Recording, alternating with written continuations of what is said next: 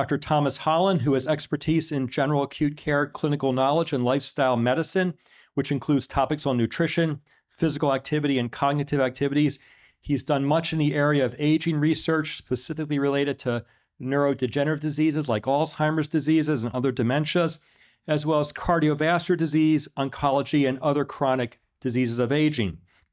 Dr. Holland's newest area of interest includes pharmacoepidemiology and best practices for implementing lifestyle modifications in the primary care setting and in the community to help improve public health. Tonight, Dr. Holland's going to speak to us on the topic of eating for your brain, the role of nutrition, and the gut microbiome in MS. So, Dr. Holland, we are so pleased you are here tonight. Thank you. Thank you. All right. So, first and foremost, thank you, Mindy and Yokomoves MS for having me here. I'm super excited to be talking about this. So as Dr. Voci said, I've been doing research in diet in particular, but now recently for the last 5 years about lifestyle interventions, specifically for brain health. And a couple of years ago, Dr. Augusto Mirabale approached me about getting involved with multiple sclerosis. And as we think about the impact of neurodegenerative diseases, lifestyle becomes quite paramount. And we want to think about a marriage of the allopathic kind of medication route, as well as the lifestyle interventions, specifically to optimize the overall health. So today I'm going to be focusing on nutrition and the role of microbiome, but I'm also going to branch into other lifestyle factors because fortunately we just had a huge national trial round out in July, and we had our final results published. So really fun stuff there. All right, no conflicts. Food being your medicine. This has been a theory for a very long time. And as research has advanced, we really start understanding what exactly food does for us. My mentor and one of my current PIs was the inventor of the MIND diet, which is the Mediterranean and DASH intervention for neurodegenerative delay. Ah, yes. All right. Is it very loud? It's perfect. Wonderful. All right. So as our research advances, we start understanding how lifestyle really works together. And for me, my difficulty has always been diet. I was raised very meat and potatoes. And so understanding what I need to do to modify and simplify my intake has been very important to me. And also, as I've started to understand how all these other research components come into play, what I eat impacts my microbiome. My microbiome, okay, it sounds so velvety. So what we eat is impacting our microbiome, and our microbiome impacts how we digest different foods. So that's what we're going to be getting in today. So I'll briefly touch on our MS and neuroinflammation since Dr. Voci did such a phenomenal job on that. We're going to go over a little bit on the global and US prevalence, but I want to also talk about the Alzheimer's side of things, because when we think about neurodegenerative diseases, and especially inflammatory processes, it starts to become very important that we think about our brain health, not just the functional side of things, and especially as we are aging. We'll get into the gut-brain axis, as well as key nutrients and dietary patterns that have been developed.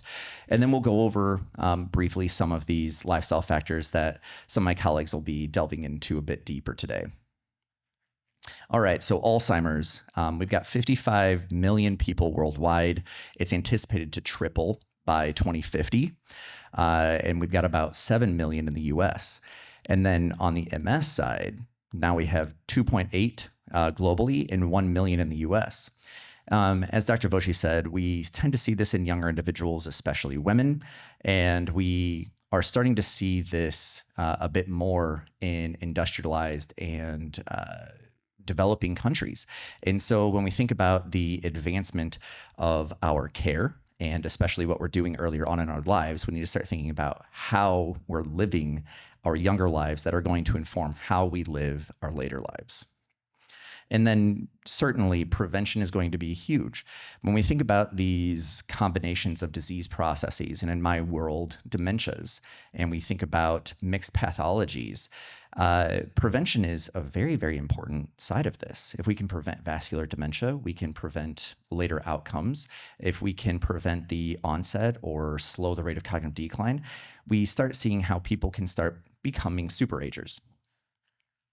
So again, for MS, autoimmune, and the big component here that I want to hit on is that autoimmune and neuroinflammation component. The big aspect here is that if somebody is doing activities that are going to cause inflammation, then we're priming ourselves to have either more frequent or longer duration of flares. And so the idea of implementing appropriate nutrition and lifestyle factors is to diminish the duration of a flare or mitigate it altogether. And one big aspect that we want to do is, again, shorten it, and if we can, stop it altogether. Now, I'm going to go into some specifics later on, but big lifestyle factors that are obviously being studied are going to be lifestyle behaviors that are modulating the inflammatory process. So inflammation in the immune system is appropriate. We need that in our bodies. But what can happen sometimes is that when we have inflammation in our bodies, there can either be a longer duration, so chronicity of it, or we can have a higher amplitude. Both of those factors can cause damage to neural tissue or damage to the myelin sheath and cause a flare. And so when we think about the dietary components or lifestyle aspects, what we're really wanting to do is cause immunomodulation. We're wanting to shorten that. We're wanting to make sure that the immune system functions appropriately, but isn't overly active and causing damage. We also have exercise, which can help with increasing brain-derived neurotrophic factor, which is a thing to help our brains and neural tissue. We also have sleep and stress regulation, and I'm going to go over very specific components of that later. And then social engagement. One big aspect, and this is a huge component, is loneliness. And again, I'll talk about that once we get to some of these very specific components in a bit. So the gut-brain axis. The gut and the brain are going to communicate via nerves, the immune system, and the endocrine system. Everything's going to be connected. When we think about the microbes that are functioning, they can act as neurotransmitters and as metabolites. And the vagus nerve itself, which is going to be cranial nerve 10, is actually going to help transmit signals from the gut to the brain. And the GI tract itself is usually thought of as the little brain. It has all of these various reflexes that allow it to prep for food coming in, allow it to get ready for food to be digested, and how we're actually going to be storing and extracting those nutrients appropriately. Dysbiosis, which is a disruption of your microbiome, can disrupt your immune system. And so maintaining appropriate microbiome, and by that we mean intaking appropriate foods, is going to be important for helping the microbiome grow. And as this says, stress and diet can actually reshape our microbiome. So the microbiome itself is set up to process the foods that you intake. Our microbiome can actually start modifying within about 24 hours of a diet change, but it takes about a month to actually change fully. And if we think about what we're consuming, if we're consuming high-fat meals that are going to be processed, the microbiome is going to modify to be able to process those high-fat foods. So think high-fat red meat or high-fat dairy, butter, things like that. Well, if we're intaking dark leafy greens and berries and things that have a bit more fiber, our gut microbiome has to modify to be able to digest that and extract the appropriate nutrients. And so we need to give our bodies time, the way we would with exercise, to make that modification and make sure that it's appropriate and able to actually digest the foods that we want. One thing that I always talk with participants of studies about is as you're modifying, you may experience a gut upset. You may have gas, bloating, diarrhea. And a lot of people will attribute that to potentially bad food. But what it actually is that your body may not be processing the foods that are coming in. So if I go from eating dark leafy greens and berries and fish and lean meats to then all of a sudden having a 70-30 burger, Well, that's a lot of fat, right? It's a lot that my body is not going to be able to process. And that's going to make its way through the entire bowel. And you're going to be like, oh my gosh, I must have had bad meat.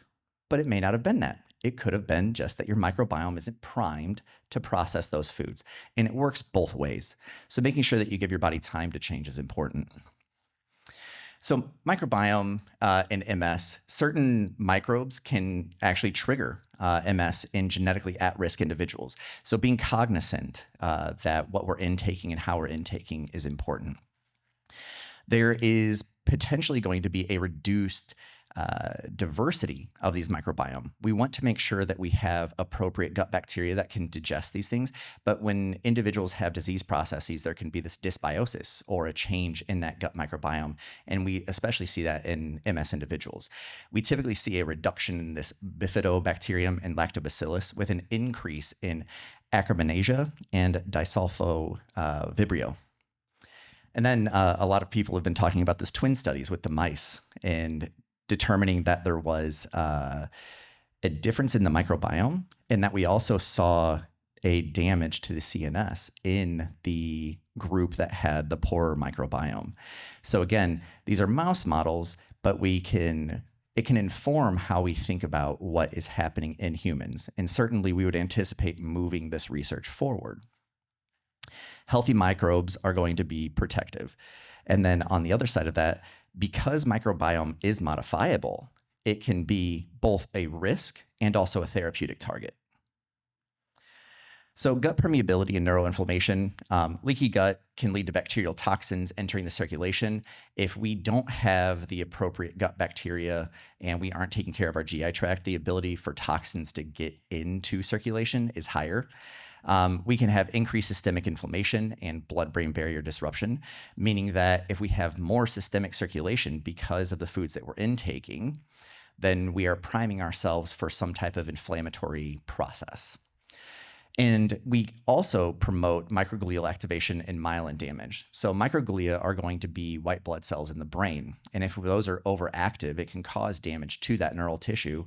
And as we said, damage that myelin sheath and then disrupt things. We want to make sure that we're intaking fiber, omega-3s, polyphenols that are going to help to restore the integrity of the nervous system. And then diet, as we'll talk about, is going to directly impact your immune system. So fiber, short-chain fatty acids, these are going to help regulate T cells and immune tolerance. And when we're talking about fiber, short-chain fatty acids, we want to think about, again, omega-3s in particular, but also omega-6s. Omega-3s are going to be in your fish, so dark fatty fish in particular. Omega-6s are going to be a lot of your seed oils. So that's going to be your avocado oil, olive oil, whole grains.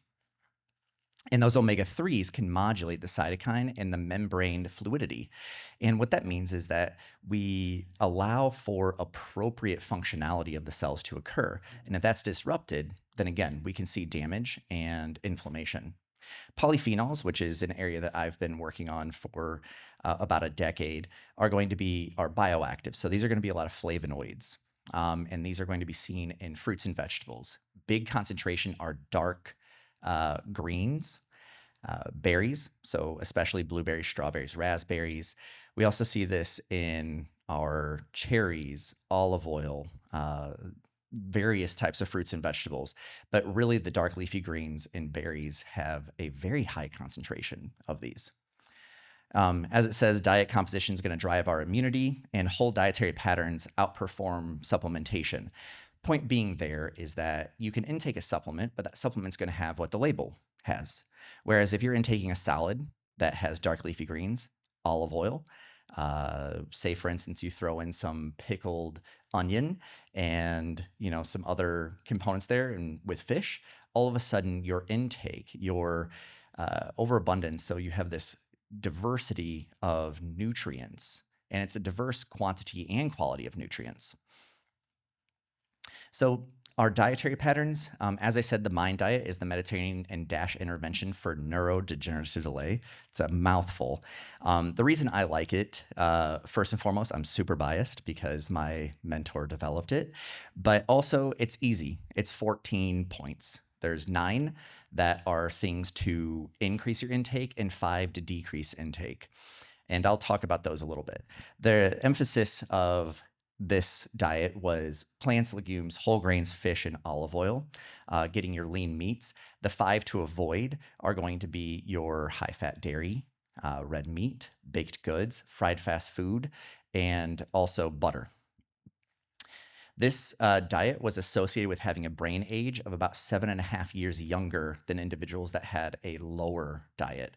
So on the scale, if somebody was at about a 13, they were 7.5 years younger in brain age than somebody that was at about a 7.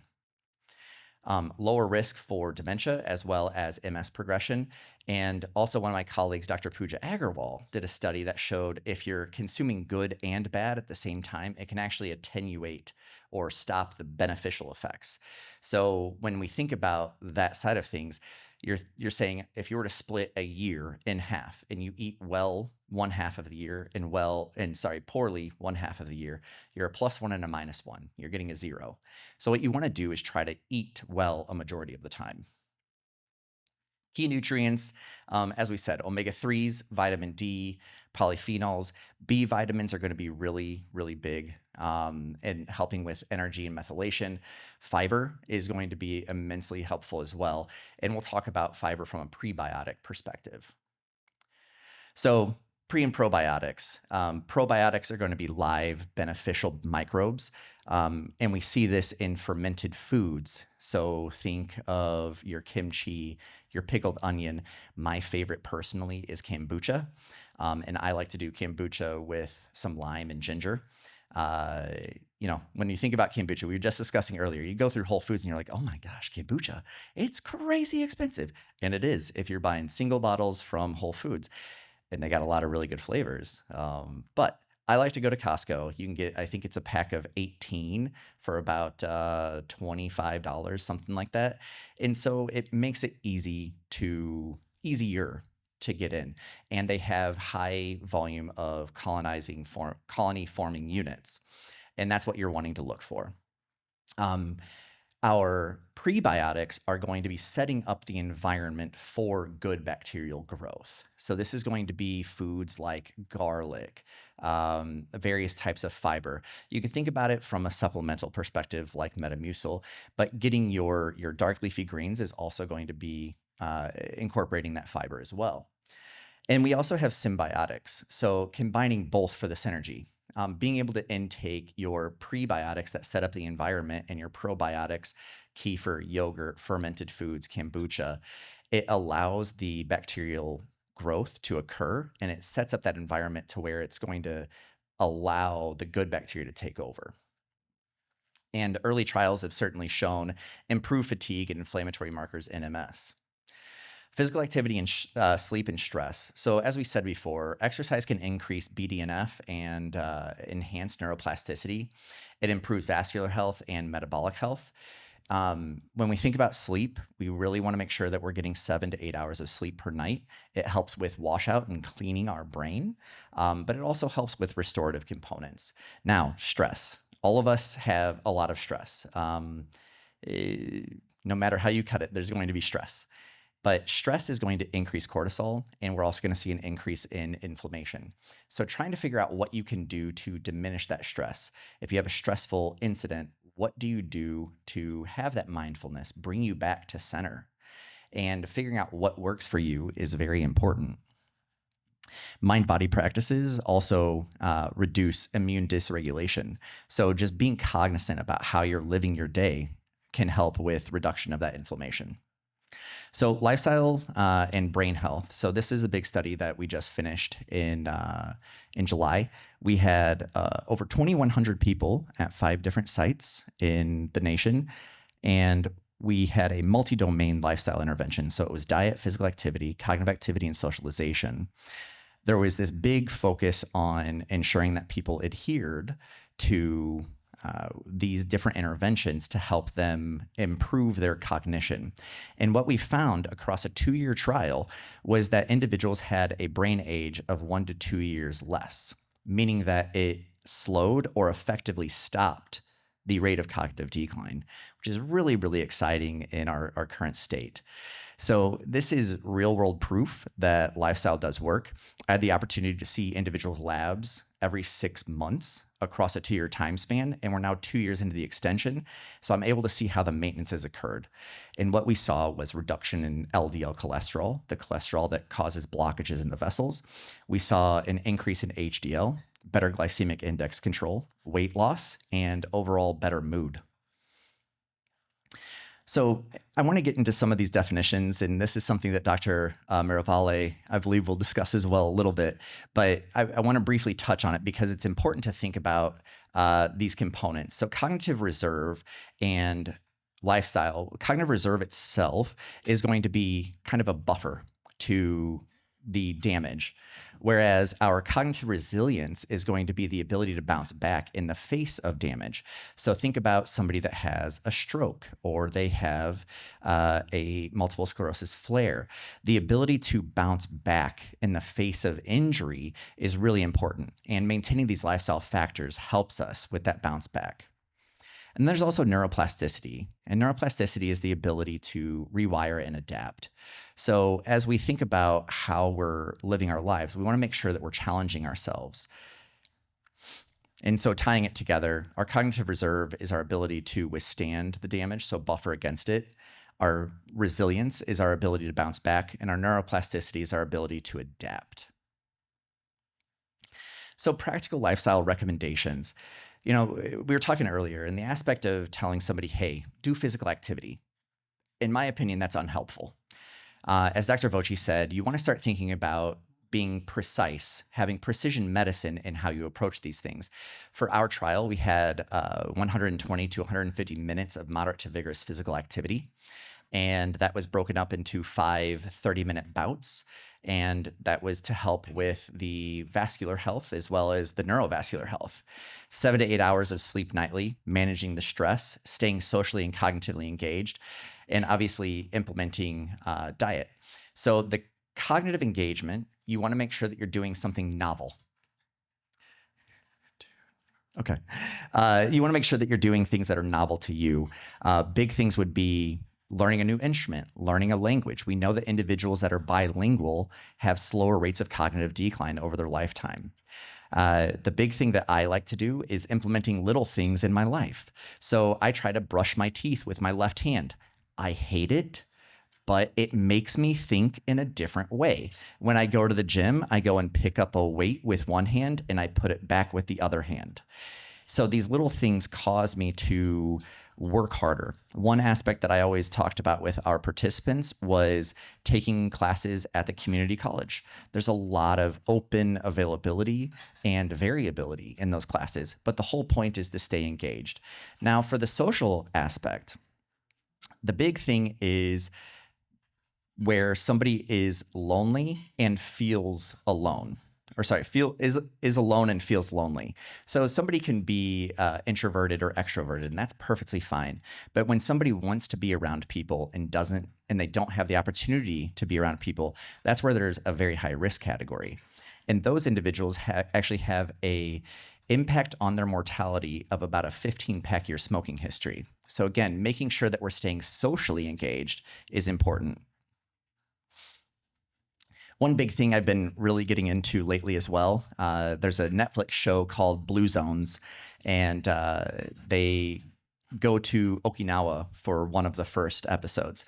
And one of the theories is Ikigai. And Ikigai is a purpose of life. So this is a meaning. This is a reason why you get up and live your day. And this is one thing that I've been really trying to implement in my own life, in recognizing why I do what I do and what my purpose in life is. And what we know is that having a purpose to your life, a purpose to get up and live your day, is associated with longer life, and it's associated with better brain health over time.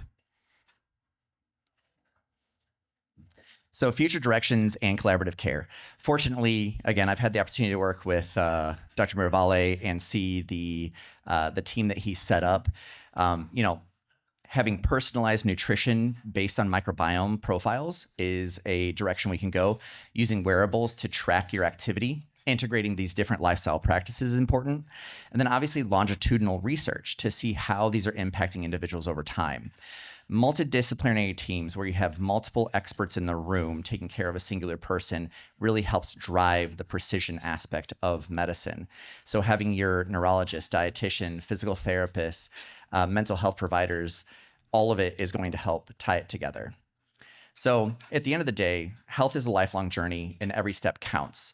No matter your age, it's never too early or too late to start making positive changes to benefit your cognitive and overall health. And as this says, consistency over perfection. You don't have to do everything, but try to do something every day. These are my references. These are my collaborators. Thank you, Mindy, again, and Yoga Moves MS for inviting me to speak.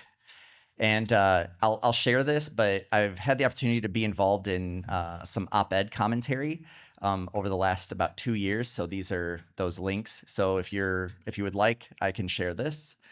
But thank you so much. And I see that we're eating already. So any questions?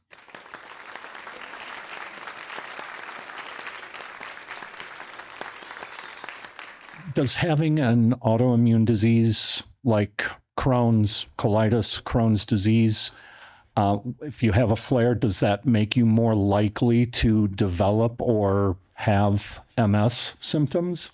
So the question is, if you have an autoimmune disease process, does that potentially lead to a higher likelihood of a flare? Yes, it does. So having an autoimmune disease process indicates that you are more likely to have other autoimmune disease processes or have impact across the board.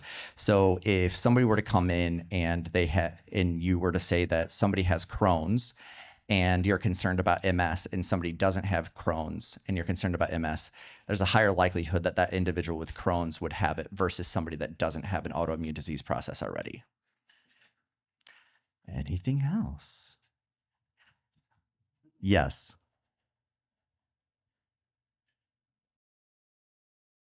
Hi there. How do we check our gut health? I know we were just talking about it, but how do we actually check it? And do you recommend like parasite or body cleanses? And what are like the benefits of that? And is it dangerous also if you have MS to do those cleanses? Specifically for MS, I'm not sure on the body cleanses perspective. One major concern would be if you do a cleanse or a parasite, A, how do you get rid of the parasite? And B, one huge aspect is if somebody gets an infection, say with C. diff, we use an oral medication to get rid of the C. diff, but the concern is actually repopulating the microbiome after you've wiped everything out. So if you do something that causes overgrowth of some bacteria, it may kill off all those other beneficial bacteria. And so you're restarting from the beginning. There are other mechanisms, so fecal transplants, actually, they're fecal transplants. So if somebody were to have their entire microbiome wiped out, they can get transplants. The first goal is going to be trying pre and probiotics for that regrowth, and then otherwise there are other mechanisms. Checking your microbiome, that can actually be done. So we have a microbiome sub-study within our trial where we send off samples and they get tested for their microbiome. It's not as widely available right now, but I assume it's going to become more widely available as we continue to progress. Well, it's available right now. I just don't know how accessible it is. Yeah. Yeah. Ooh.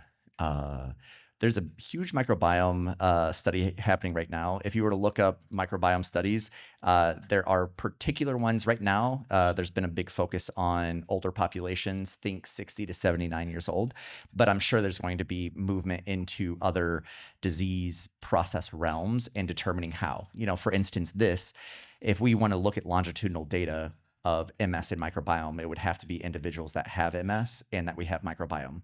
So that would be a next step in this area. We have another question right here.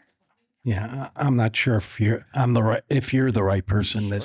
But has there been any studies on the environmental impact on the autoimmune diseases? There has been cohort studies looking at environmental factors, and we think about different air qualities or rural living versus urban living. One study that my colleague in our Alzheimer's Disease Research Center is kicking off is actually wearables where people are being given watches to wear, and it's testing the air quality while they're walking around Chicagoland. And so we'll be looking at how that air quality, and then we'll control for all of our various covariates. We'll look at how the air quality impacts somebody's cognitive health. And then from that perspective, bridging it into multiple sclerosis or other autoimmune diseases, it can be inferred, but I don't know of any in particular randomized controlled trials that have looked at it yet. But Dr. Miravale may have more info on that. Is there a way to test for gut dysbiosis? Yeah, so there is. So looking at your gut microbiome, there is the ability to send off samples. So has anybody seen online the ColoGuard that can be done? It's a home kit that collects a sample, sends it off to look for markers of colon cancer.